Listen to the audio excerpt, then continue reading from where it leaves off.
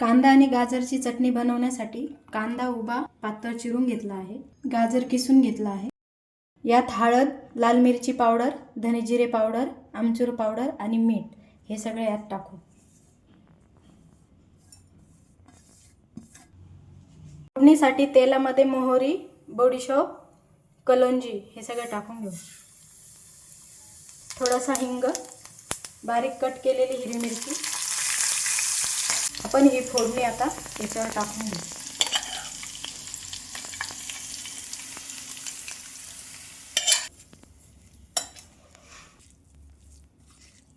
यावर कोथिंबीर टाकून घेऊ आणि लिंबाचा रस टाकू।